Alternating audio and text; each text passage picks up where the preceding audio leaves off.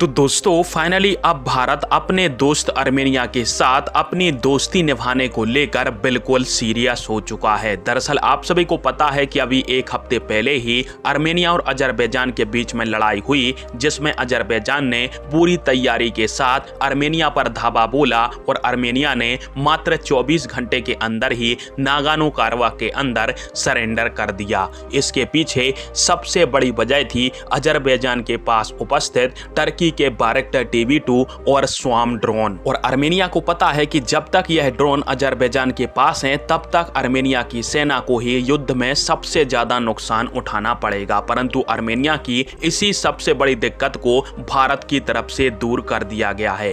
दरअसल पिछले साल एक खबर निकल के सामने आई थी कि भारत की स्वदेशी कंपनी जेन टेक्नोलॉजी को 340 करोड़ का एक एक्सपोर्ट ऑर्डर मिला है, जिसमें जेन टेक्नोलॉजी एंटी ड्रोन सिस्टम को दूसरे देश को एक्सपोर्ट करने वाली है। अब यह देश कौन था इसके बारे में तो कोई जानकारी नहीं थी, परंतु फाइनली अब खबर निकल के सामने आ रही है कि यह देश और कोई नहीं आर्मेनिया ही था। और आर्मेनिया को जब भारत के स्वदेशी टेक्नोलॉजी से लैस एंटी ड्रोन सिस्टम मिलने वाला है तो अब टर्की के जो ड्रोन हैं उनको टक्कर देने के लिए आर्मेनिया के पास एक जबरदस्त हथियार आ जाएगा, क्योंकि हमारा यह जो एंटी ड्रोन सिस्टम है वो सॉफ्ट किल और हार्ड किल दोनों ही तकनीक पर काम करता है, जिससे छोटे से छोटे आत्मघाती हमलावर ड्रोन से लेकर बड़े साइज के जो बायरक्टर TB2 जैसे ड्रोन होते हैं उन तक को मार गिराने में यह एंटी ड्रोन सक्षम है। और छोटे ड्रोनों को यह इलेक्ट्रॉनिक वारफेयर के माध्यम से और बड़े ड्रोनों को surface to air missile system के माध्यम से